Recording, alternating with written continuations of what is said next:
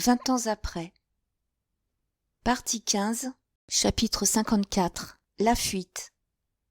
Le palais royal, malgré les signes d'agitation que donnait la ville, présentait, lorsque d'Artagnan s'y rendit vers les 5 heures du soir, un spectacle des plus réjouissants. Ce n'était pas étonnant.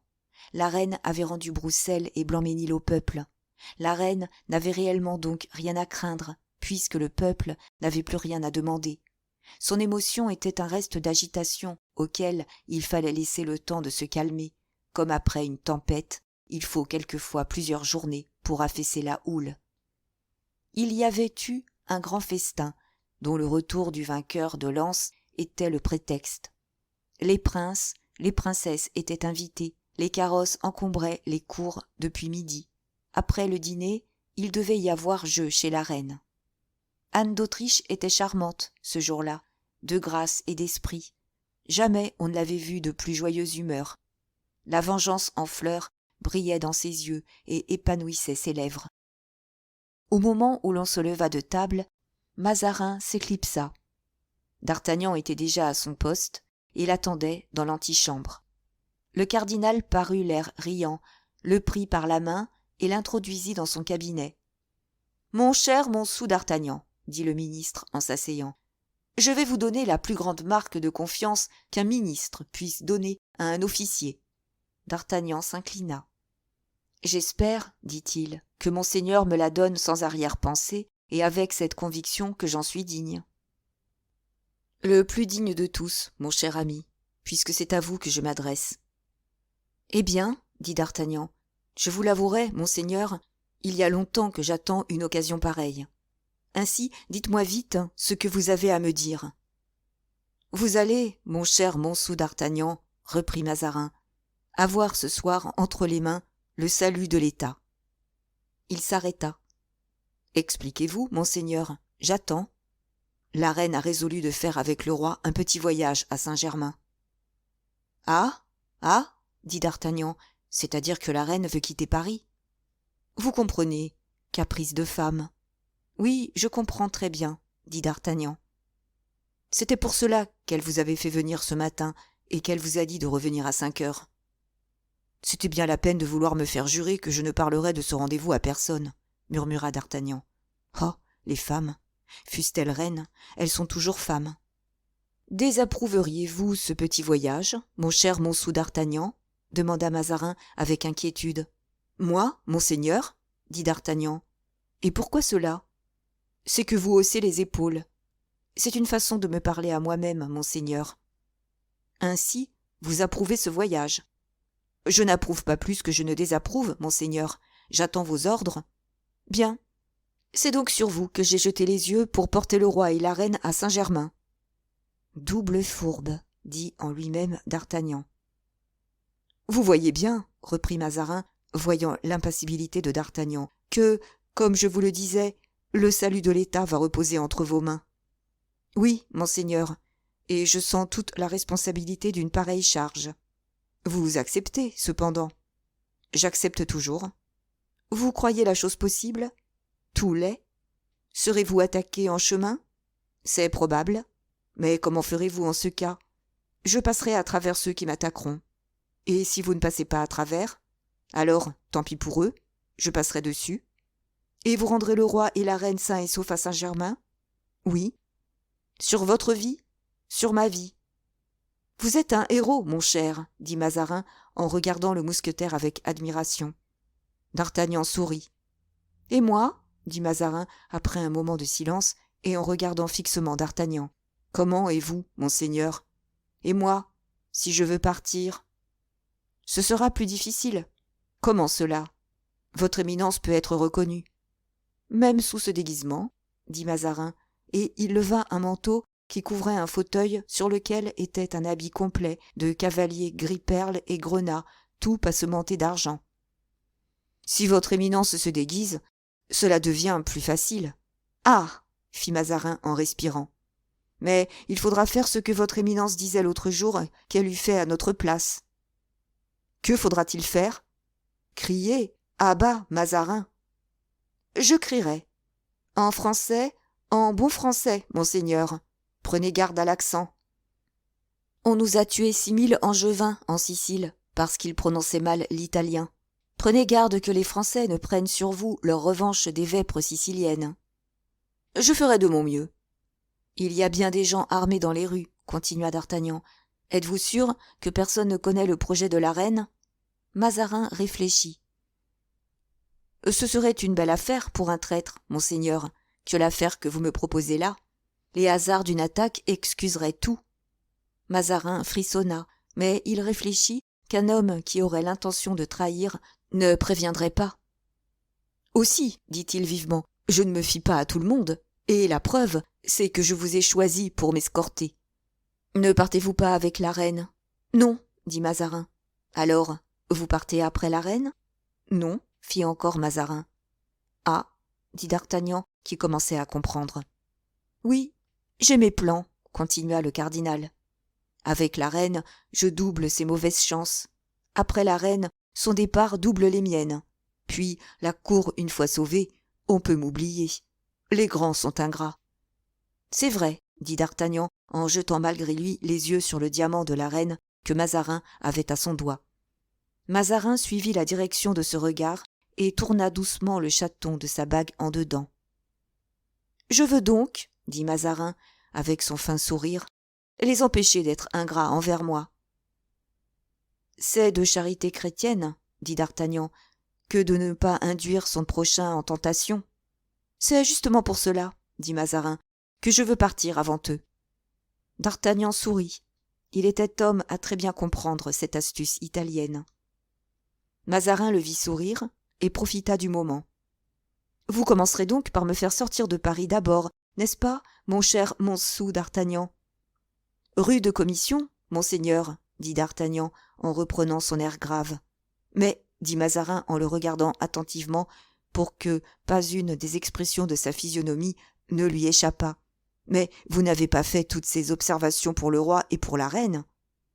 Le roi et la reine sont ma reine et mon roi, monseigneur, répondit le mousquetaire. Ma vie est à eux, je la leur dois. Ils me la demandent, je n'ai rien à dire. C'est juste, murmura tout bas Mazarin, mais comme ta vie n'est pas à moi, il faut que je te l'achète, n'est-ce pas? Et tout en poussant un profond soupir, il commença de retourner le chaton de sa bague en dehors. D'Artagnan sourit.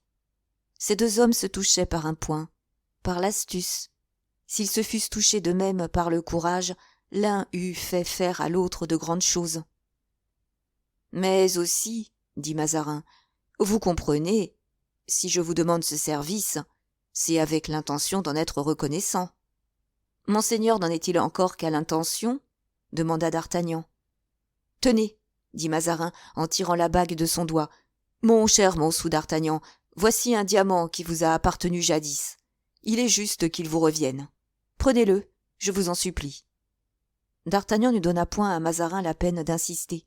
Il le prit, regarda si la pierre était bien la même, et, après s'être assuré de la pureté de son eau, il le passa à son doigt avec un plaisir indicible.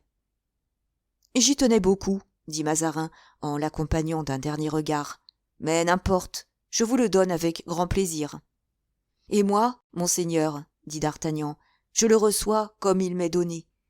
Voyons, parlons donc de vos petites affaires. Vous voulez partir avant tout le monde? Oui, j'y tiens. À quelle heure? À 10 heures. Et la reine, à quelle heure part-elle? À minuit. Alors, c'est possible. Je vous fais sortir d'abord, je vous laisse hors de la barrière, et je reviens la chercher. À merveille, mais comment me conduire hors de Paris? Oh, pour cela, il faut me laisser faire. Je vous donne plein pouvoir. Prenez une escorte aussi considérable que vous le voudrez. D'Artagnan secoua la tête. Il me semble cependant que c'est le moyen le plus sûr, dit Mazarin. Oui, pour vous, monseigneur, mais pas pour la reine. Mazarin se mordit les lèvres. Alors, dit-il, comment opérerons-nous? Il faut me laisser faire, monseigneur. Fit Mazarin. Et il faut me donner la direction entière de cette entreprise. Cependant, ou en chercher un autre, dit d'Artagnan en tournant le dos. Hé, fit tout bas Mazarin, je crois qu'il s'en va avec le diamant.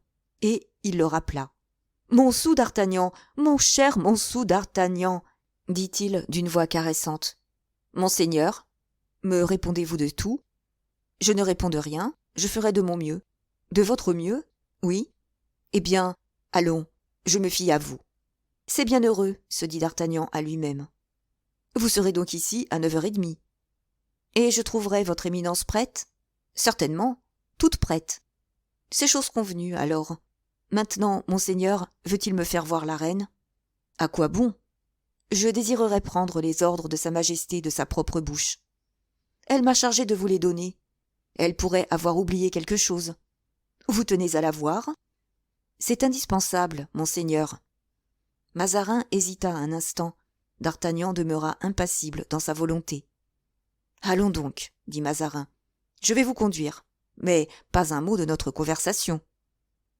Ce qui a été dit entre nous ne regarde que nous, monseigneur, dit d'Artagnan. Vous jurez d'être muet?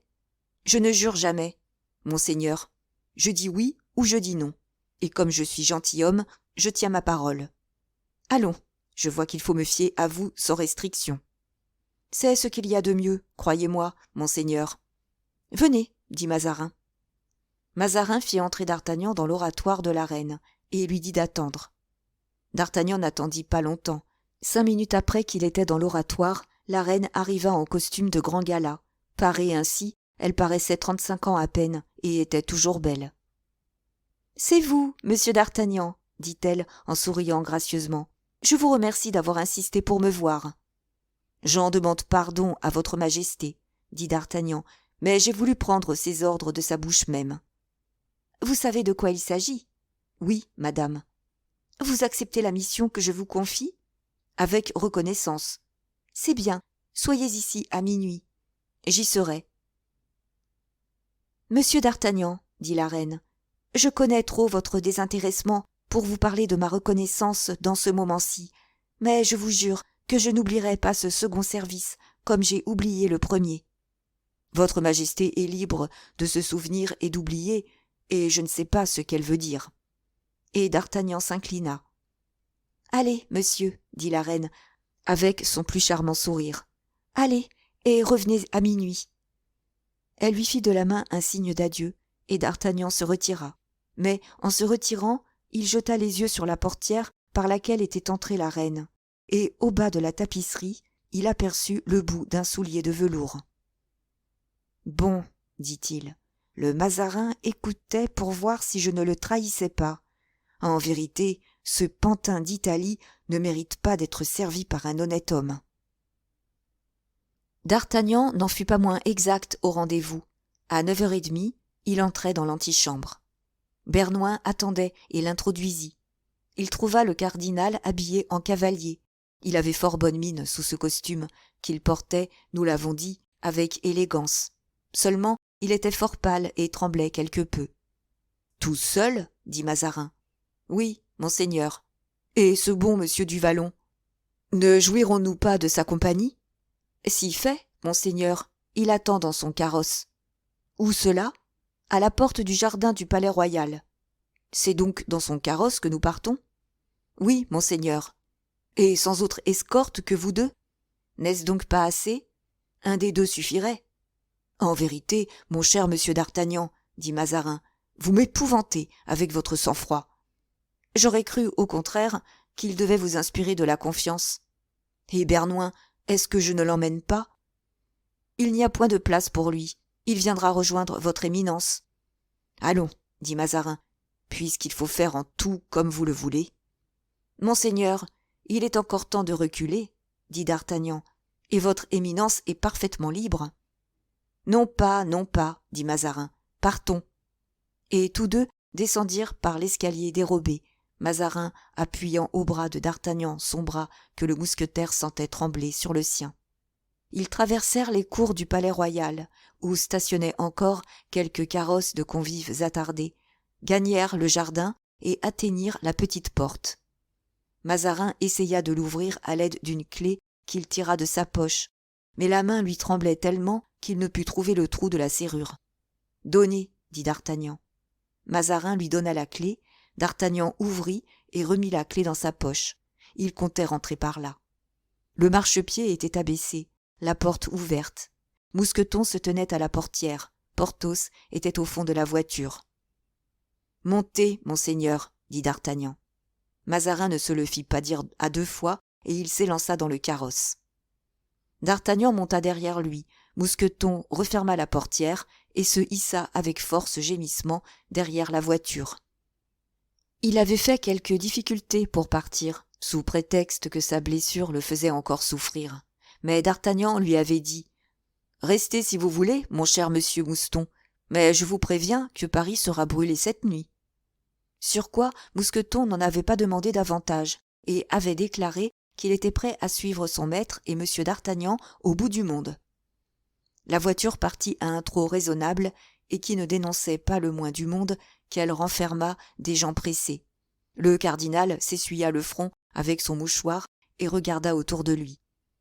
Il avait à sa gauche Porthos et à sa droite d'Artagnan. Chacun gardait une portière, chacun lui servait de rempart. En face, sur la banquette de devant, étaient 2 paires de pistolets, une paire devant Porthos, une paire devant d'Artagnan. Les 2 amis avaient en outre chacun son épée au côté. À 100 pas du palais royal, une patrouille arrêta le carrosse. « Qui vive ?» dit le chef. « Mazarin !» répondit d'Artagnan en éclatant de rire. Le cardinal sentit ses cheveux se dresser sur sa tête. La plaisanterie parut excellente aux bourgeois qui, voyant ce carrosse sans armes et sans escorte, n'eussent jamais cru à la réalité d'une pareille imprudence. « Bon voyage !» crièrent-ils, et ils laissèrent passer. « Hein ?» dit d'Artagnan. « Que pense monseigneur de cette réponse ?»« Homme d'esprit !» s'écria Mazarin. « Au fait, dit Porthos, je comprends. » Vers le milieu de la rue des Petits-Champs, une seconde patrouille arrêta le carrosse. « Qui vive ?» cria le chef de la patrouille. « Rangez-vous, monseigneur, dit d'Artagnan. Et Mazarin s'enfonça tellement entre les 2 amis qu'il disparut complètement caché par eux. « Qui vive ?» reprit la même voix avec impatience, et d'Artagnan sentit qu'on se jetait à la tête des chevaux. Il sortit la moitié du corps du carrosse. « Hé, Planchet !» dit-il. Le chef s'approcha. C'était effectivement Planchet. D'Artagnan avait reconnu la voix de son ancien laquais. « Comment, monsieur ?» dit Planchet. « C'est vous ?»« Eh, mon Dieu, oui. Mon cher ami, ce cher Porthos vient de recevoir un coup d'épée, et je le reconduis à sa maison de campagne de Saint-Cloud. »« Oh, vraiment ?» dit Planchet.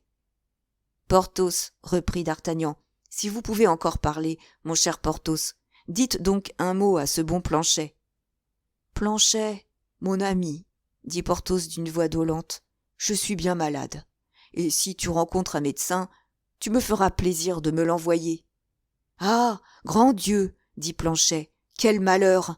Et comment cela est-il arrivé ?»« Je te conterai cela, dit Mousqueton.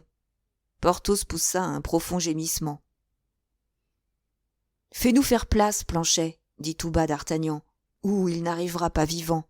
Les poumons sont offensés, mon ami. » Planchet secoua la tête de l'air d'un homme qui dit « En ce cas, la chose va mal. » Puis, se retournant vers ses hommes, « Laissez passer, dit-il, ce sont des amis. » La voiture reprit sa marche, et Mazarin, qui avait retenu son haleine, se hasarda à respirer.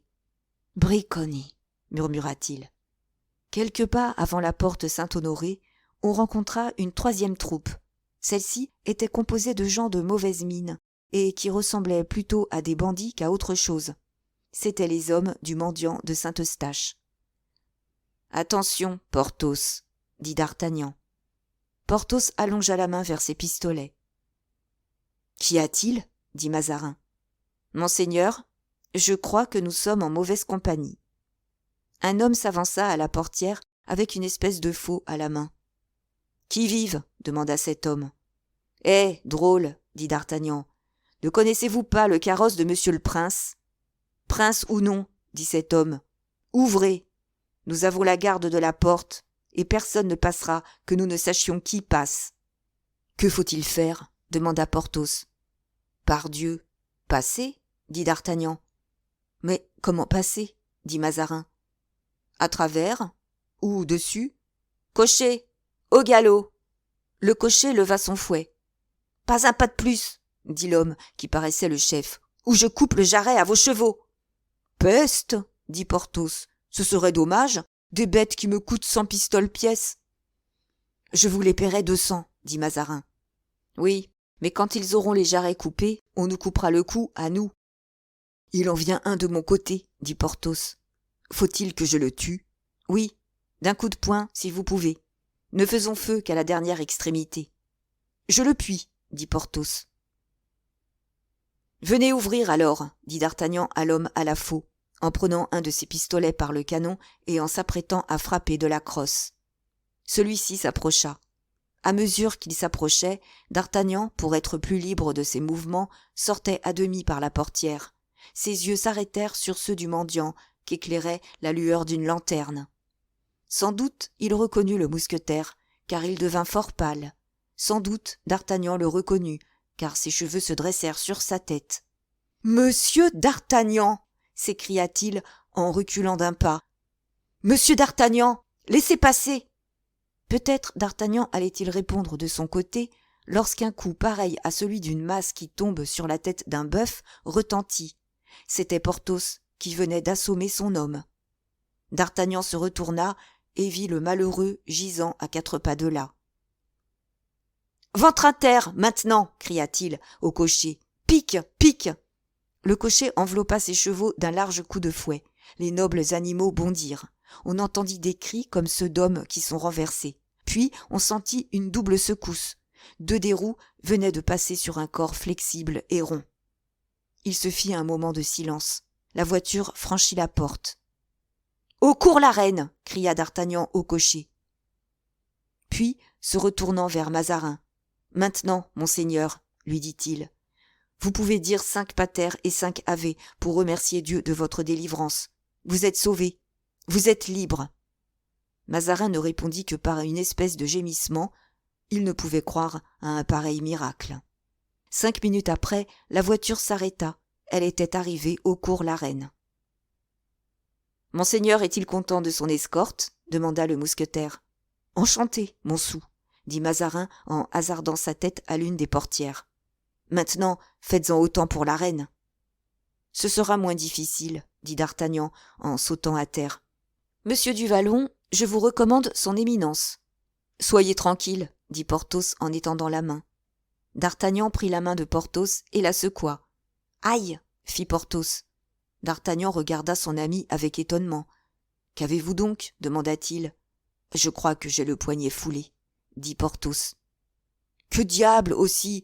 Vous frappez comme un sourd. »« Il le fallait bien, mon homme allait me lâcher un coup de pistolet. Mais vous, comment vous êtes-vous débarrassé du vôtre ?»« Oh, le mien, » dit D'Artagnan. « Ce n'était pas un homme. »« Qu'était-ce donc ?»« C'était un spectre. »« Et je l'ai conjuré. » Sans autre explication, D'Artagnan prit les pistolets qui étaient sur la banquette de devant, les passa à sa ceinture, s'enveloppa dans son manteau et, ne voulant pas rentrer par la même barrière qu'il était sorti, il s'achemina vers la porte Richelieu. Chapitre 55. Le carrosse de monsieur le coadjuteur. Au lieu de rentrer par la porte Saint-Honoré, D'Artagnan, qui avait du temps devant lui, fit le tour et rentra par la porte Richelieu. On vint le reconnaître et, quand on vit à son chapeau à plumes et à son manteau galonné qu'il était officier des mousquetaires, on l'entoura avec l'intention de lui faire crier « À bas le Mazarin !» Cette première démonstration ne laissa pas que de l'inquiéter d'abord. Mais, quand il sut de quoi il était question, il cria d'une si belle voix que les plus difficiles furent satisfaits. Il suivait la rue de Richelieu, rêvant à la façon dont il emmènerait à son tour la reine, car de l'emmener dans un carrosse aux armes de France, il n'y fallait pas songer. Lorsqu'à la porte de l'hôtel de madame de Guéménée, il aperçut un équipage. Une idée subite l'illumina. « Ah, pardieu, dit-il, ce serait de bonne guerre !» Et il s'approcha du carrosse, regarda les armes qui étaient sur les panneaux et la livrée du cocher qui était sur le siège. Cet examen lui était d'autant plus facile que le cocher dormait les poings fermés. « C'est bien le carrosse de monsieur le coadjuteur, dit-il. Sur ma parole, je commence à croire que la providence est pour nous. Il monta doucement dans le carrosse et, tirant le fil de soie qui correspondait au petit doigt du cocher, « Au Palais-Royal » dit-il. Le cocher, réveillé en sursaut, se dirigea vers le point désigné, sans se douter que l'ordre vint d'un autre que de son maître. Le Suisse allait fermer les grilles, mais en voyant ce magnifique équipage, il ne douta pas que ce ne fût une visite d'importance, et laissa passer le carrosse, qui s'arrêta sous le péristyle. Là seulement, le cocher s'aperçut que les laquais n'étaient pas derrière la voiture. Il crut que monsieur le coadjuteur en avait disposé, sauta à bas du siège sans lâcher les rênes et vint ouvrir. D'Artagnan sauta à son tour à terre et, au moment où le cocher, effrayé en ne reconnaissant pas son maître, faisait un pas en arrière, il le saisit au collet de la main gauche et, de la droite, lui mit un pistolet sur la gorge. « Essaye de prononcer un seul mot, » dit d'Artagnan, « et tu es mort. » Le cocher vit à l'expression du visage de celui qui lui parlait qu'il était tombé dans un guet-apens, et il resta la bouche béante et les yeux démesurément ouverts. 2 mousquetaires se promenaient dans la cour. D'Artagnan les appela par leur nom. « Monsieur de Bellière, dit-il à l'un, faites-moi le plaisir de prendre les rênes des mains de ce brave homme, de monter sur le siège de la voiture, de la conduire à la porte de l'escalier dérobé et de m'attendre là. C'est pour affaire d'importance, et qui tient au service du roi. » Le mousquetaire, qui savait son lieutenant incapable de faire une mauvaise plaisanterie à l'endroit du service, obéit sans dire un mot, quoique l'ordre lui parût singulier. Alors, se retournant vers le second mousquetaire, « Monsieur du Verger, dit-il, aidez-moi à conduire cet homme en lieu de sûreté. » Le mousquetaire crut que son lieutenant venait d'arrêter quelque prince déguisé, s'inclina et, tirant son épée, fit signe qu'il était prêt. D'Artagnan monta l'escalier suivi de son prisonnier, qui était suivi lui-même du mousquetaire, traversa le vestibule et entra dans l'antichambre de Mazarin. Bernouin attendait avec impatience des nouvelles de son maître. « Eh bien, monsieur, dit-il. « Tout va à merveille, mon cher monsieur Bernouin. Mais voici, s'il vous plaît, un homme qu'il vous faudrait mettre en lieu de sûreté. »« Où cela, monsieur ?»« Où vous voudrez, pourvu que l'endroit que vous choisirez ait des volets qui ferment au cadenas et une porte qui ferme à la clé. »« Nous avons cela, monsieur, dit Bernouin. Et l'on conduisit le pauvre cocher dans un cabinet dont les fenêtres étaient grillées et qui ressemblait fort à une prison. « Maintenant, mon cher ami, je vous invite, dit d'Artagnan, à vous défaire en ma faveur de votre chapeau et de votre manteau. » Le cocher, comme on le comprend bien, ne fit aucune résistance. D'ailleurs, il était si étonné de ce qui lui arrivait qu'il chancelait et balbutiait comme un homme ivre. D'Artagnan mit le tout sous le bras du valet de chambre. « Maintenant, monsieur du Verger, dit d'Artagnan, enfermez-vous avec cet homme jusqu'à ce que monsieur Bernouin vienne ouvrir la porte. La faction sera passablement longue et fort peu amusante, je le sais, mais vous comprenez, ajouta-t-il gravement, service du roi. »« À vos ordres, mon lieutenant, » répondit le mousquetaire qui vit qu'il s'agissait de choses sérieuses. « À propos, dit d'Artagnan, si cet homme essaie de fuir ou de crier, passez-lui votre épée au travers du corps. » Le mousquetaire fit un signe de tête qui voulait dire qu'il obéirait ponctuellement à la consigne. D'Artagnan sortit, emmenant Bernouin avec lui. Minuit sonnait. « Menez-moi dans l'oratoire de la reine, dit-il, prévenez-la que j'y suis, et allez me mettre ce paquet-là avec un mousqueton bien chargé sur le siège de la voiture qui attend au bas de l'escalier dérobé. » Bernouin introduisit d'Artagnan dans l'oratoire où il s'assit tout pensif. Tout avait été au Palais-Royal comme d'habitude. À 10 heures, ainsi que nous l'avons dit, presque tous les convives étaient retirés. Ceux qui devaient fuir avec la cour eurent le mot d'ordre, et chacun fut invité à se trouver de minuit à 1 heure au cours la Reine. À 10 heures, Anne d'Autriche passa chez le roi. On venait de coucher monsieur, et le jeune Louis, resté le dernier, s'amusait à mettre en bataille des soldats de plomb, exercice qui le récréait fort. 2 enfants d'honneur jouaient avec lui. « La porte, dit la reine, il serait temps de coucher sa majesté. » Le roi demanda à rester encore debout, n'ayant aucune envie de dormir, disait-il, mais la reine insista. « Ne devez-vous pas aller demain matin à 6 heures vous baigner à Conflans, Louis? C'est vous-même qui l'avez demandé, ce me semble. Vous avez raison, madame, dit le roi, et je suis prêt à me retirer dans mon appartement quand vous aurez bien voulu m'embrasser. Laporte, donnez le bougeoir à monsieur le chevalier de Coislin. La reine posa ses lèvres sur le front blanc et poli que l'auguste enfant lui tendait avec une gravité qui sentait déjà l'étiquette. « Endormez-vous bien vite, Louis, dit la reine, car vous serez réveillé de bonne heure. Je ferai de mon mieux pour vous obéir, madame, dit le jeune Louis, mais je n'ai aucune envie de dormir. Laporte, dit tout bas Anne d'Autriche, cherchez quelques livres bien ennuyeux à lire à sa majesté, mais ne vous déshabillez pas. Le roi sortit accompagné du chevalier de Coislin, qui lui portait le bougeoir. L'autre enfant d'honneur fut reconduit chez lui. Alors la reine rentra dans son appartement. Ses femmes, c'est-à-dire madame de Brégy, mademoiselle de Beaumont, madame de Motteville et Socratine, sa sœur, que l'on appelait ainsi à cause de sa sagesse, venaient de lui apporter dans la garde-robe des restes du dîner, avec lesquels elle soupait selon son habitude. La reine, alors, donna ses ordres, parla d'un repas que lui offrait le surlendemain le marquis de Villequier, désigna les personnes qu'elle admettait à l'honneur d'en être, annonça pour le lendemain encore une visite au Val-de-Grâce, où elle avait l'intention de faire ses dévotions, et donna à Béringen, son premier valet de chambre, ses ordres pour qu'il l'accompagnât. Le souper des dames fini, la reine feignit une grande fatigue et passa dans sa chambre à coucher. Madame de Motteville, qui était de service particulier ce soir-là, l'y suivit, puis l'aida à se dévêtir. La reine, alors, se mit au lit, lui parla affectueusement pendant quelques minutes et la congédia. C'était en ce moment que d'Artagnan entrait dans la cour du Palais-Royal avec la voiture du coadjuteur.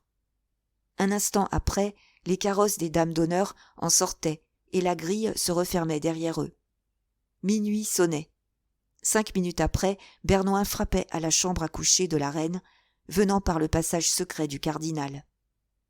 Anne d'Autriche alla ouvrir elle-même. Elle était déjà habillée, c'est-à-dire qu'elle avait remis ses bas et s'était enveloppée d'un long peignoir. « C'est vous, Bernoin, dit-elle. Monsieur d'Artagnan est-il là ? Oui, madame, dans votre oratoire. Il attend que votre majesté soit prête. Je le suis.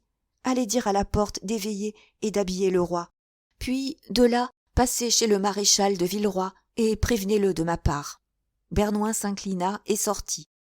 La reine entra dans son oratoire, qu'éclairait une simple lampe en verroterie de Venise.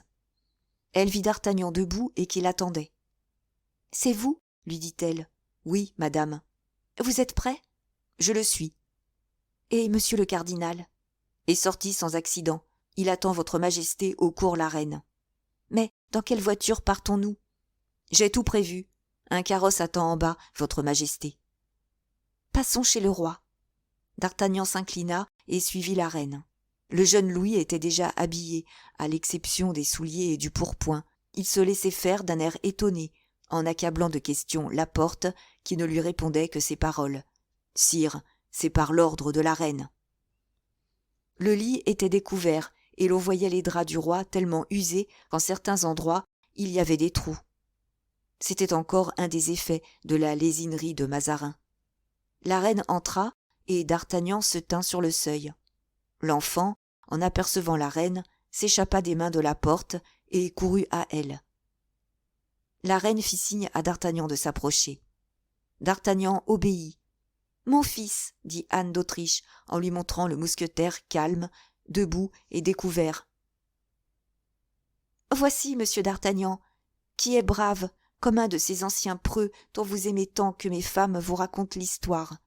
Rappelez-vous bien son nom et regardez-le bien pour ne pas oublier son visage, car ce soir, il nous rendra un grand service. » Le jeune roi regarda l'officier de son grand œil fier et répéta. « Monsieur d'Artagnan ? » ?»« C'est cela, mon fils. » Le jeune roi leva lentement sa petite main et la tendit au mousquetaire. Celui-ci mit un genou en terre et la baisa. « Monsieur d'Artagnan, » répéta Louis. « C'est bien, madame. » À ce moment, on entendit comme une rumeur qui s'approchait. « Qu'est-ce que cela ? dit la reine.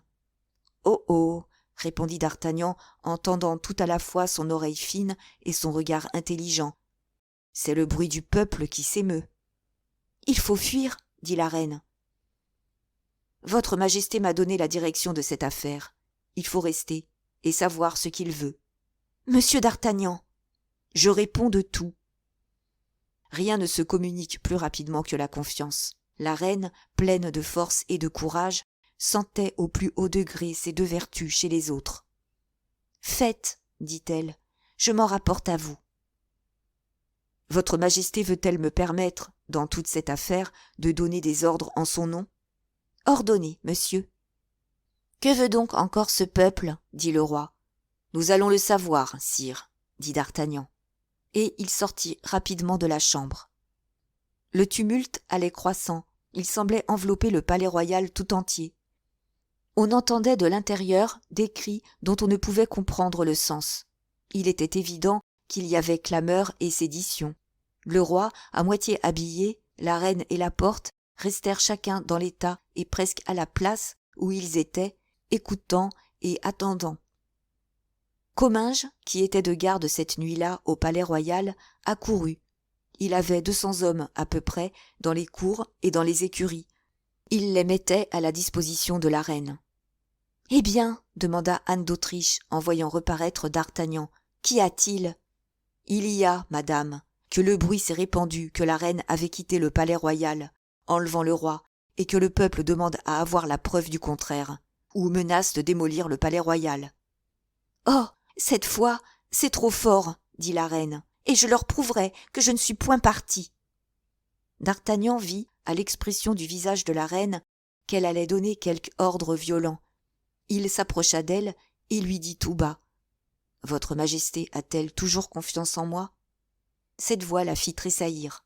« Oui, monsieur, toute confiance, dit-elle. »« Dites. »« La reine daigne-t-elle se conduire d'après mes avis ?»« Dites. »« Que votre Majesté veuille m'envoyer monsieur de Comminges, en lui ordonnant de se renfermer, lui et ses hommes, dans le corps de garde et les écuries. » Comminges regarda d'Artagnan de ce regard envieux avec lequel tout courtisan voit poindre une fortune nouvelle.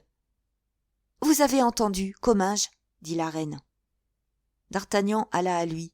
Il avait reconnu avec sa sagacité ordinaire ce coup d'œil inquiet. « Monsieur de Comminges, lui dit-il, pardonnez-moi. Nous sommes tous deux serviteurs de la reine, n'est-ce pas? C'est mon tour de lui être utile. Ne m'enviez donc pas ce bonheur. » Comminges s'inclina et sortit. « Allons, se dit d'Artagnan, me voilà avec un ennemi de plus. »« Et maintenant, dit la reine en s'adressant à d'Artagnan, que faut-il faire? Car, vous l'entendez, au lieu de se calmer, le bruit redouble. »« Madame, répondit d'Artagnan, le peuple veut voir le roi. Il faut qu'il le voie. »« Comment qu'il le voie? Où cela?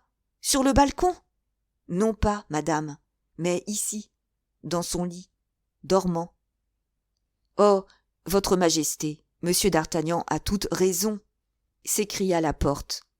La reine réfléchit et sourit en femme à qui la duplicité n'est pas étrangère.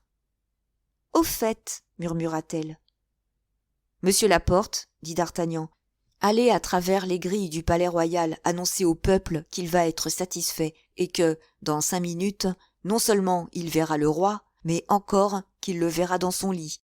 Ajoutez que le roi dort et que la reine prie que l'on fasse silence pour ne point le réveiller. »« Mais pas tout le monde. Une députation de 2 ou 4 personnes. »« Tout le monde, madame. »« Mais ils nous tiendront jusqu'au jour. Songez-y. »« Nous en aurons pour un quart d'heure. Je réponds de tout, madame.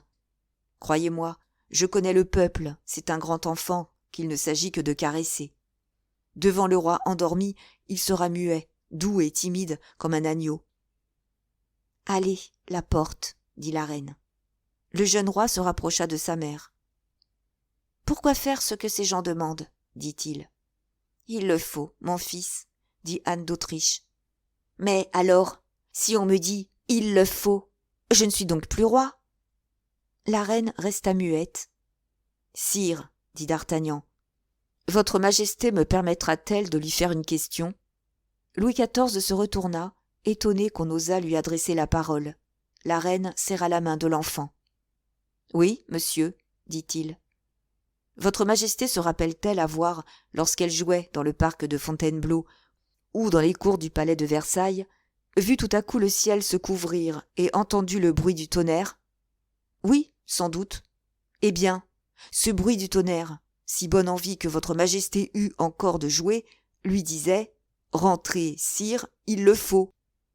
Sans doute, monsieur, mais aussi l'on m'a dit que le bruit du tonnerre, c'était la voix de Dieu. Eh bien, sire, dit d'Artagnan, écoutez le bruit du peuple, et vous verrez que cela ressemble beaucoup à celui du tonnerre. En effet, en ce moment, une rumeur terrible passait, emportée par la brise de la nuit. Tout à coup, elle cessa. « Tenez, sire, dit d'Artagnan, on vient de dire au peuple que vous dormiez. Vous voyez bien que vous êtes toujours roi. » La reine regardait avec étonnement cet homme étrange que son courage éclatant faisait l'égal des plus braves, que son esprit fin et rusé faisait l'égal de tous. Laporte entra. « Eh bien, Laporte, demanda la reine. « Madame, répondit-il, la prédiction de M. d'Artagnan s'est accomplie. Ils se sont calmés comme par enchantement.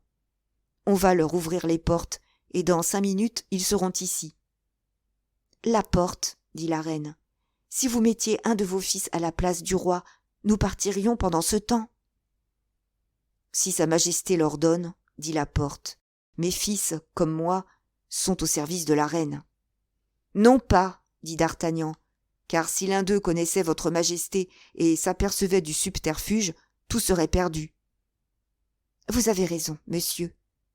Toujours raison, dit Anne d'Autriche. Laporte, couchez le roi. » Laporte posa le roi tout vêtu comme il était dans son lit, puis il le recouvrit jusqu'aux épaules avec le drap. La reine se courba sur lui et l'embrassa au front. « Faites semblant de dormir, Louis, dit-elle. « Oui, dit le roi, mais je ne veux pas qu'un seul de ces hommes me touche. »« Sire, je suis là, dit d'Artagnan, et je vous réponds que si un seul avait cette audace, il la payerait de sa vie. »« Maintenant, que faut-il faire ? demanda la reine, car je les entends. »« Monsieur Laporte, allez au-devant d'eux, et leur recommandez de nouveau le silence. Madame, attendez-la à la porte.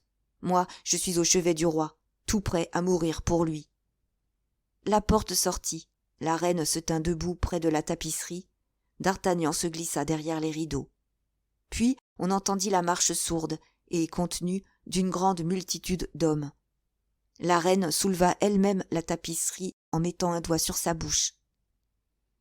En voyant la reine, ces hommes s'arrêtèrent dans l'attitude du respect. « Entrez, messieurs, entrez, dit la reine. » Il y eut alors, parmi tout ce peuple, un mouvement d'hésitation qui ressemblait à de la honte.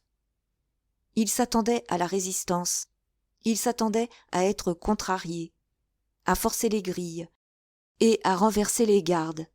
Les grilles s'étaient ouvertes toutes seules, et le roi, ostensiblement du moins, n'avait à son chevet d'autre garde que sa mère. Ceux qui étaient en tête balbutièrent et essayèrent de reculer.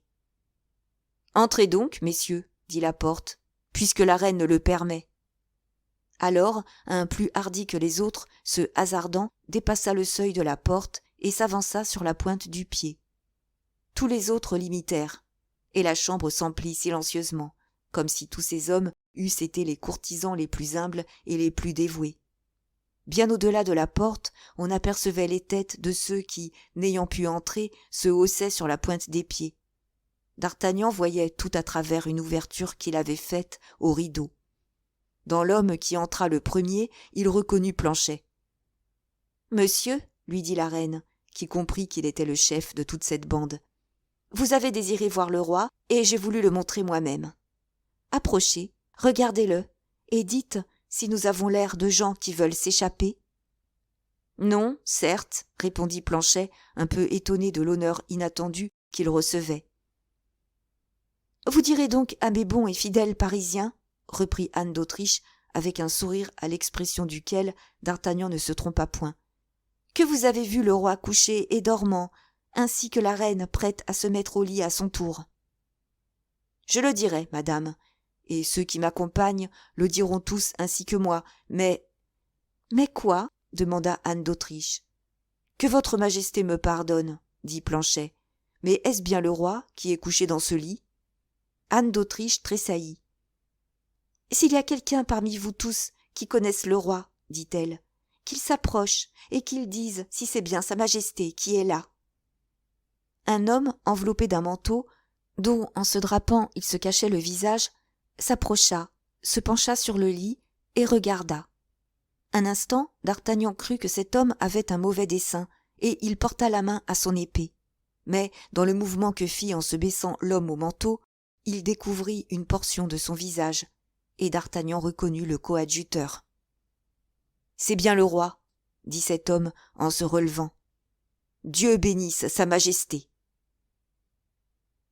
« Oui, » dit à demi-voix le chef, « oui, Dieu bénisse sa majesté. » Et tous ces hommes, qui étaient entrés furieux, passant de la colère à la pitié, bénirent à leur tour l'enfant royal.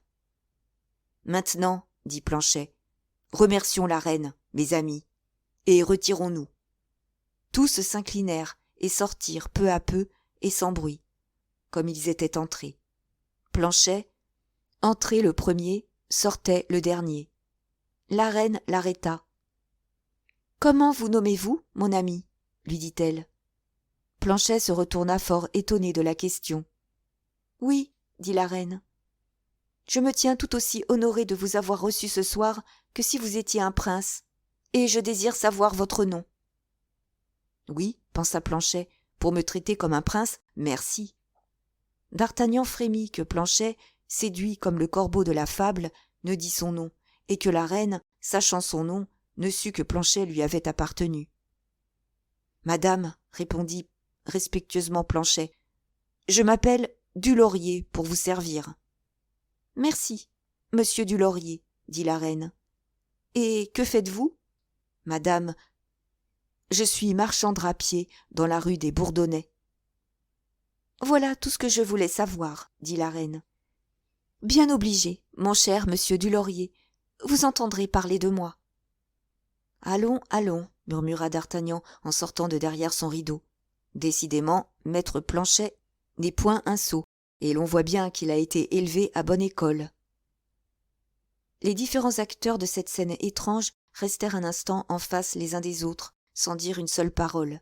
La reine debout près de la porte, D'Artagnan à moitié sorti de sa cachette, le roi soulevé sur son coude et prêt à retomber sur son lit au moindre bruit qui indiquerait le retour de toute cette multitude.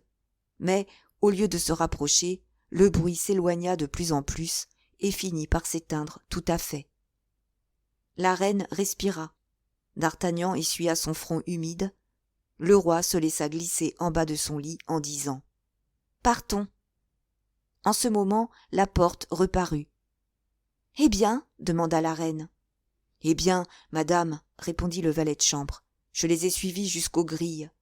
Ils ont annoncé à tous leurs camarades qu'ils ont vu le roi et que la reine leur a parlé, de sorte qu'ils s'éloignent tout fiers et tout glorieux. »« Oh, les misérables !» murmura la reine. « Ils payeront cher leur hardiesse, c'est moi qui le leur promets. » Puis, se retournant vers D'Artagnan, « Monsieur, dit-elle, vous m'avez donné ce soir les meilleurs conseils que j'ai reçus de ma vie. Continuez. Que devons-nous faire maintenant ?»« Monsieur Laporte, dit D'Artagnan, achevez d'habiller sa majesté. »« Nous pouvons partir, alors ?» demanda la reine. « Quand votre majesté voudra. Elle n'a qu'à descendre par l'escalier dérobé. Elle me trouvera à la porte. »« Allez, monsieur, dit la reine, je vous suis. » D'Artagnan descendit, le carrosse était à son poste, le mousquetaire se tenait sur le siège. D'Artagnan prit le paquet qu'il avait chargé Bernouin de mettre au pied du mousquetaire. C'était, on se le rappelle, le chapeau et le manteau du cocher de M. de Gondy. Il mit le manteau sur ses épaules et le chapeau sur sa tête. Le mousquetaire descendit du siège. « Monsieur, dit D'Artagnan, vous allez rendre la liberté à votre compagnon qui garde le cocher. vous monterez sur vos chevaux, vous irez prendre rue Tiquetonne, hôtel de la Chevrette, mon cheval et celui de monsieur du Vallon, que vous sellerez et harnacherez en guerre. Puis vous sortirez de Paris en les conduisant en main, et vous vous rendrez au cours la Reine. Si au cours la Reine vous ne trouviez plus personne, vous pousseriez jusqu'à Saint-Germain. Service du roi. Le mousquetaire porta la main à son chapeau et s'éloigna pour accomplir les ordres qu'il venait de recevoir. D'Artagnan monta sur le siège. Il avait une paire de pistolets à sa ceinture, un mousqueton sous ses pieds, son épée nue derrière lui. La reine parut. Derrière elle venait le roi et monsieur le duc d'Anjou, son frère. « Le carrosse de monsieur le coadjuteur !» s'écria-t-elle en reculant d'un pas. « Oui, madame, » dit d'Artagnan, « mais montez hardiment, c'est moi qui le conduis. » La reine poussa un cri de surprise et monta dans le carrosse. Le roi et monsieur montèrent après elle et s'assirent à ses côtés. « Venez, la porte, » dit la reine. « Comment, madame ?» dit le valet de chambre. « Dans le même carrosse que vos majestés ?»« Il ne s'agit pas ce soir de l'étiquette royale, mais du salut du roi. Montez, la porte. » La porte obéit. « Fermez les mantelets, » dit d'Artagnan. « Mais cela n'inspirera-t-il pas de la défiance, monsieur ?» demanda la reine.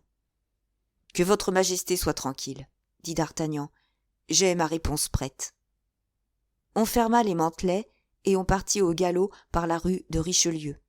En arrivant à la porte, le chef du poste s'avança à la tête d'une douzaine d'hommes et tenant une lanterne à la main. D'Artagnan lui fit signe d'approcher. « Reconnaissez-vous la voiture ?» dit-il au sergent. « Non, » répondit celui-ci. « Regardez les armes. » Le sergent approcha sa lanterne du panneau. « Ce sont celles de monsieur le coadjuteur ?» dit-il. « Chut, il est en bonne fortune avec madame de Guéménée. » Le sergent se mit à rire. « Ouvrez la porte, dit-il, je sais ce que c'est. » Puis, s'approchant du mantelet baissé.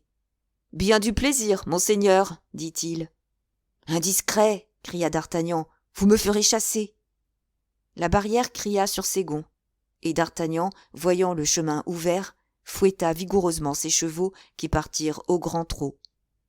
5 minutes après, on avait rejoint le carrosse du cardinal. « Mousqueton !» cria d'Artagnan.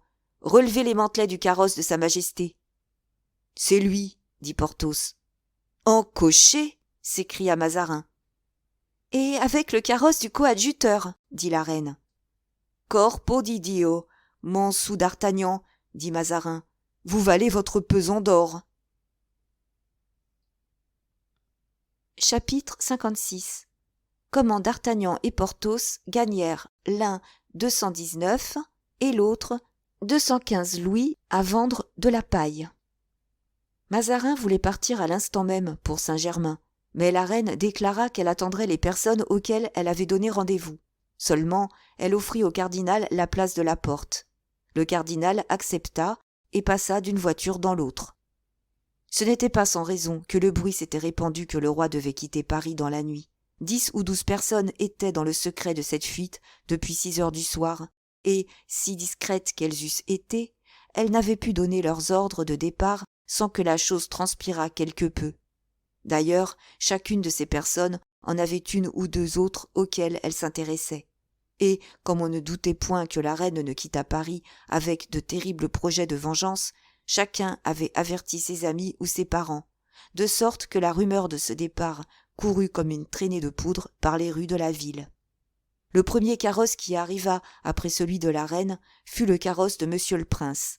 Il contenait monsieur de Condé, madame la princesse et madame la princesse douairière.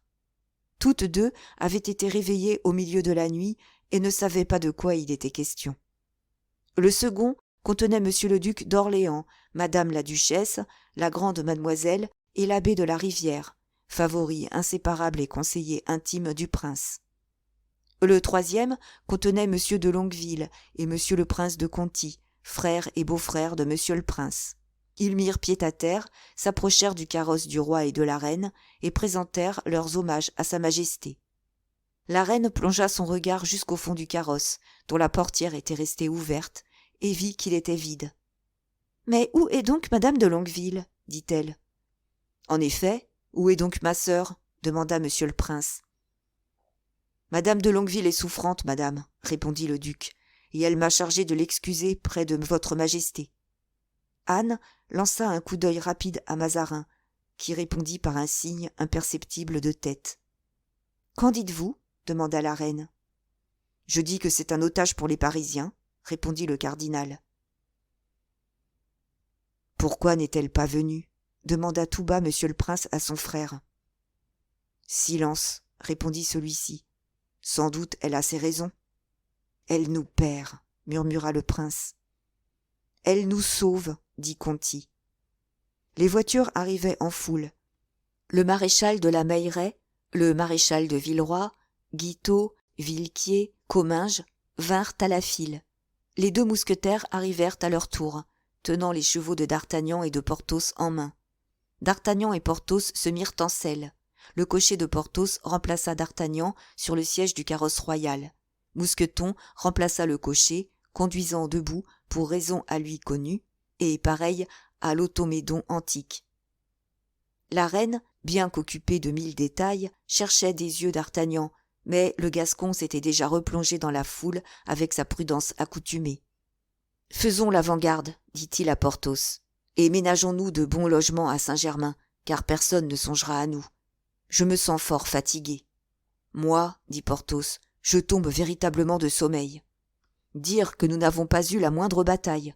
Décidément, les Parisiens sont bien sots. »« Ne serait-ce pas plutôt que nous sommes bien habiles, dit D'Artagnan. »« Peut-être. »« Et votre poignet, comment va-t-il ? » ?»« Mieux, mais croyez-vous que nous les tenons cette fois-ci ? » ?»« Quoi ? Vous, votre grade, et moi, mon titre. » »« Ma foi, oui, je parierais presque. D'ailleurs, s'ils ne se souviennent pas, je les ferai souvenir. »« On entend la voix de la reine, dit Porthos. Je crois qu'elle demande à monter à cheval. »« Oh, elle le voudrait bien, elle, mais... » »« Mais quoi ? Mais le cardinal ne veut pas, lui. »« Messieurs, continua D'Artagnan, s'adressant aux 2 mousquetaires, accompagnez le carrosse de la reine, et ne quittez pas les portières. Nous allons faire préparer les logis. » Et D'Artagnan piqua vers Saint-Germain, accompagné de Porthos. « Partons, messieurs, dit la reine, et le carrosse royal se mit en route, suivi de tous les autres carrosses et de plus de 50 cavaliers. On arriva à Saint-Germain sans accident. En descendant du marchepied, la reine trouva monsieur le prince qui attendait debout et découvert pour lui offrir la main. « Quel réveil pour les Parisiens !» dit Anne d'Autriche radieuse. « C'est la guerre, » dit le prince. « Eh bien, la guerre, soit. N'avons-nous pas avec nous le vainqueur de Rocroi, de Nordlingen et de Lens ?» Le prince s'inclina en signe de remerciement. Il était 3 heures du matin. La reine entra la première dans le château, tout le monde la suivit. 200 personnes à peu près l'avaient accompagnée dans sa fuite. « Messieurs, dit la reine en riant, logez-vous dans le château. Il est vaste et la place ne vous manquera point. Mais, comme on ne comptait pas y venir, on me prévient qu'il n'y a en tout que 3 lits, un pour le roi, un pour moi et un pour Mazarin, dit tout bas monsieur le prince. « Et moi, je coucherai donc sur le plancher ?» dit Gaston d'Orléans avec un sourire très inquiet. « Non, monseigneur, dit Mazarin, car le 3e lit est destiné à votre Altesse. »« Mais vous ?» demanda le prince. « Moi, je ne me coucherai pas, dit Mazarin. J'ai à travailler. » Gaston se fit indiquer la chambre où était le lit, sans s'inquiéter de quelle façon se logeraient sa femme et sa fille. « Eh bien, moi, je me coucherai, dit D'Artagnan. Venez avec moi, Porthos. » Porthos suivit D'Artagnan avec cette profonde confiance qu'il avait dans l'intellect de son ami. Ils marchaient l'un à côté de l'autre sur la place du château. Porthos regardant avec des yeux ébahis D'Artagnan qui calculait sur ses doigts. 400 à 1 pistole la pièce, 400 pistoles. Oui, disait Porthos, 400 pistoles. Mais qu'est-ce qui fait 400 pistoles ? 1 pistole n'est pas assez, continua D'Artagnan. Cela vaut 1 louis. Qu'est-ce qui vaut 1 louis ? 400 à 1 louis font 400 louis. 400, dit Porthos. Oui, ils sont 200. et il en faut au moins 2 par personne. À 2 par personne, cela fait 400. Mais 400 quoi? Écoutez, dit d'Artagnan. Et comme il y avait là toutes sortes de gens qui regardaient dans l'ébahissement l'arrivée de la cour, il acheva sa phrase tout bas à l'oreille de Porthos. « Je comprends, dit Porthos, je comprends à merveille, par ma foi. 200 louis chacun, c'est joli. Mais que dira-t-on? On dira ce qu'on voudra. D'ailleurs, saura-t-on que c'est nous? Mais qui se chargera de la distribution? Mousqueton n'est-il pas là? Et ma livrée, dit Porthos. On reconnaîtra ma livrée. Il retournera son habit. Vous avez toujours raison, mon cher, s'écria Porthos. Mais où diable puisez-vous donc toutes les idées que vous avez? D'Artagnan sourit. Les 2 amis prirent la première rue qu'ils rencontrèrent. Porthos frappa à la porte de la maison de droite, tandis que d'Artagnan frappait à la porte de la maison de gauche. « De la paille, dirent-ils. »« Monsieur, nous n'en avons pas, répondirent les gens qui vinrent ouvrir. Mais adressez-vous au marchand de fourrage. »« Et où est-il, le marchand de fourrage ?»« La dernière grande porte de la rue. À droite ou à gauche ? » ?»« À gauche. » « Et y a-t-il encore à Saint-Germain d'autres gens chez lesquels on en pourrait trouver ? » ?»« Il y a l'aubergiste du Mouton couronné et Gros Louis, le fermier. » »« Où demeure-t-il ? » ?»« Rue des Ursulines. » »« Tous 2 ? » ?»« Oui. » »« Très bien. » Les 2 amis se firent indiquer la seconde et la troisième adresse aussi exactement qu'ils s'étaient fait indiquer la première. Puis d'Artagnan se rendit chez le marchand de fourrage et traita avec lui de 150 bottes de paille qu'il possédait, moyennant la somme de 3 pistoles. Il se rendit ensuite chez l'aubergiste, où il trouva Porthos qui venait de traiter de 200 bottes pour une somme à peu près pareille. Enfin, le fermier Louis en mit 180 à leur disposition. Cela faisait un total de 430. Saint-Germain n'en avait pas davantage. Toute cette rafle ne leur prit pas plus d'une demi-heure. Mousqueton, dûment éduqué, fut mis à la tête de ce commerce improvisé. On lui recommanda de ne pas laisser sortir de ses mains un fétu de paille au-dessous d'1 louis la botte. On lui en confiait pour 430 louis. Mousqueton secouait la tête et ne comprenait rien à la spéculation des 2 amis. D'Artagnan, portant 3 bottes de paille, s'en retourna au château, où chacun, grelottant de froid et tombant de sommeil, regardait envieusement le roi, la reine et monsieur sur leur lit de camp. L'entrée de d'Artagnan dans la grande salle produisit un éclat de rire universel. Mais d'Artagnan n'eut pas même l'air de s'apercevoir qu'il était l'objet de l'attention générale et se mit à disposer avec tant d'habileté, d'adresse et de gaieté sa couche de paille que l'eau en venait à la bouche à tous ces pauvres endormis qui ne pouvaient dormir. « De la paille !» s'écrièrent-ils. « De la paille ! Où trouve-t-on de la paille ?»« Je vais vous conduire, » dit Porthos. Et il conduisit les amateurs à Mousqueton, qui distribuait généreusement les bottes à 1 louis la pièce. On trouva bien que c'était un peu cher, mais quand on a bien envie de dormir, qui est-ce qui ne payerait pas 2 ou 3 louis quelques heures de bon sommeil? D'Artagnan cédait à chacun son lit, qu'il recommença 10 fois de suite. Et, comme il était censé avoir payé comme les autres sa botte de paille 1 louis, il empocha ainsi une 30aine de louis en moins d'une demi-heure. À 5 heures du matin, la paille valait 80 livres la botte, et encore n'en trouvait-on plus.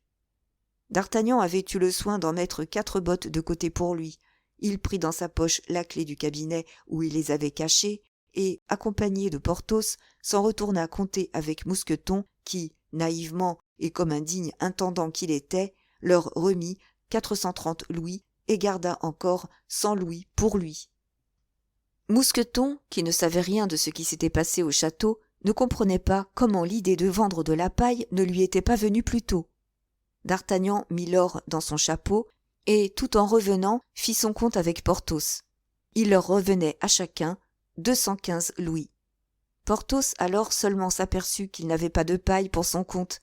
Il retourna auprès de Mousqueton, mais Mousqueton avait vendu jusqu'à son dernier fétu, ne gardant rien pour lui-même. Il revint alors trouver d'Artagnan, lequel, grâce à ses 4 bottes de paille, était en train de confectionner, et en le savourant d'avance avec délice, un lit si moelleux, si bien rembourré à la tête, si bien couvert aux pieds, que ce lit eût fait envie au roi lui-même, si le roi n'eût si bien dormi dans le sien. D'Artagnan, à aucun prix, ne voulut déranger son lit pour Porthos. Mais, moyennant 4 louis que celui-ci lui compta, il consentit à ce que Porthos couchât avec lui. Il rangea son épée à son chevet, posa ses pistolets à son côté, étendit son manteau à ses pieds, plaça son feutre sur son manteau et s'étendit voluptueusement sur la paille qui craquait. Déjà, il caressait les doux rêves qu'engendre la possession de 219 louis gagnés en un quart d'heure, quand une voix retentit à la porte de la salle et le fit bondir. « Monsieur d'Artagnan !» criait-elle. « Monsieur d'Artagnan !»« Ici !» dit Porthos. « Ici !» Porthos comprenait que si d'Artagnan s'en allait, le lit lui resterait à lui tout seul. Un officier s'approcha. D'Artagnan se souleva sur son coude. « C'est vous qui êtes monsieur d'Artagnan ?» dit-il. « Oui, monsieur. Que me voulez-vous ?»« Je viens vous chercher. »« De quelle part ?»« De la part de son éminence. »« Dites à monseigneur que je vais dormir, et que je lui conseille en ami d'en faire autant. Son éminence ne s'est pas couchée et ne se couchera pas, et elle vous demande à l'instant même. »« La peste étouffe le Mazarin, qui ne sait pas dormir à propos, » murmura d'Artagnan. « Que me veut-il ? Est-ce pour me faire capitaine ? En ce cas, je lui pardonne. » Et le mousquetaire se leva tout en grommelant, prit son épée, son chapeau, ses pistolets et son manteau, puis suivit l'officier, tandis que Porthos, resté seul unique possesseur du lit, essayait d'imiter les belles dispositions de son ami. « Mon sou d'Artagnan !» dit le cardinal, en apercevant celui qu'il venait d'envoyer chercher si mal à propos. « Je n'ai point oublié avec quel zèle vous m'avez servi, et je vais vous en donner une preuve. » Bon, pensa d'Artagnan, cela s'annonce bien. Mazarin regardait le mousquetaire et vit sa figure s'épanouir. « Ah, monseigneur, monsieur d'Artagnan, dit-il, avez-vous bien envie d'être capitaine ? Oui, monseigneur. Et votre ami désire-t-il toujours être baron ? En ce moment-ci, monseigneur, il rêve qu'il l'est. Alors, dit Mazarin, tirant d'un portefeuille la lettre qu'il avait déjà montrée à d'Artagnan, prenez cette dépêche et portez-la en Angleterre. D'Artagnan regarda l'enveloppe. Il n'y avait point d'adresse. Ne puis-je savoir à qui je dois la remettre ? En arrivant à Londres, vous le saurez. À Londres seulement, vous déchirerez la double enveloppe. Et quelles sont mes instructions ? D'obéir en tout point à celui à qui cette lettre est adressée. D'Artagnan allait faire de nouvelles questions, lorsque Mazarin ajouta « Vous partez pour Boulogne. Vous trouverez aux armes d'Angleterre un jeune gentilhomme nommé Monsieur Mordaunt. »« Oui, monseigneur. Et que dois-je faire de ce gentilhomme ? » ?»« Le suivre jusqu'où il vous mènera. » D'Artagnan regarda le cardinal d'un air stupéfait.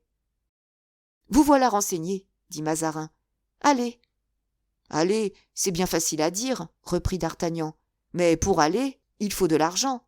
Et je n'en ai pas. »« Ah » dit Mazarin, en se grattant l'oreille. « Vous dites que vous n'avez pas d'argent ? » ?»« Non, monseigneur. Mais ce diamant que je vous donnais hier soir, je désire le conserver comme un souvenir de votre éminence. » Mazarin soupira. « Il fait cher vivre en Angleterre, monseigneur, et surtout comme envoyé extraordinaire. »« Hein » fit Mazarin, « c'est un pays fort sobre et qui vit de simplicité depuis la Révolution. Mais n'importe. » Il ouvrit un tiroir et prit une bourse. « Que dites-vous de ces 1000 écus ?» D'Artagnan avança la lèvre inférieure d'une façon démesurée. « Je dis, monseigneur, que c'est peu, car je ne partirai certainement pas seul. »« J'y compte bien, » répondit Mazarin. « Monsieur du Vallon vous accompagnera, le digne gentilhomme, car, après vous, mon cher Montsou d'Artagnan, c'est bien certainement l'homme de France que j'aime et estime le plus. »« Alors, monseigneur, dit d'Artagnan en montrant la bourse que Mazarin n'avait point lâchée, alors, si vous l'aimez et l'estimez tant, vous comprenez. »« Soit. À sa considération, j'ajouterai 200 écus. »« Ladre, murmura d'Artagnan. Mais à notre retour, au moins, ajouta-t-il tout haut, nous pourrons compter, n'est-ce pas, monsieur Porthos sur sa baronnie et moi sur mon grade. Foi de Mazarin. J'aimerais mieux un autre serment, se dit tout bas d'Artagnan. Puis, tout haut, ne puis-je, dit-il, présenter mes respects à sa majesté la reine? Sa majesté dort, répondit vivement Mazarin, et il faut que vous partiez sans délai. Allez donc, monsieur. Encore un mot, monseigneur. Si on se bat où je vais, me battrai-je?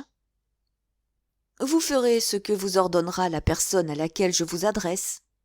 C'est bien, monseigneur, dit d'Artagnan en allongeant la main pour recevoir le sac, et je vous présente tous mes respects.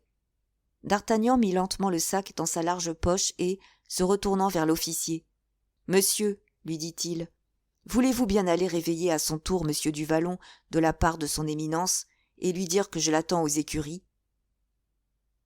L'officier partit aussitôt avec un empressement qui parut à d'Artagnan avoir quelque chose d'intéressé.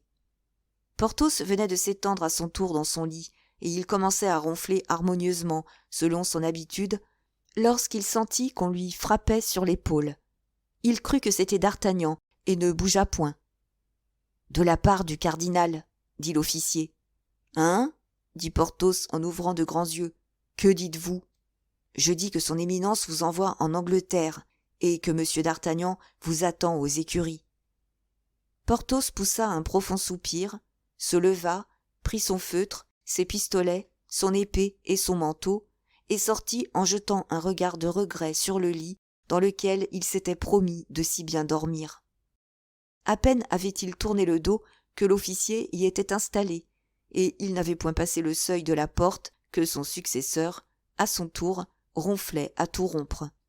C'était bien naturel. Il était seul dans toute cette assemblée, avec le roi, la reine et monseigneur Gaston d'Orléans, qui dormit gratis.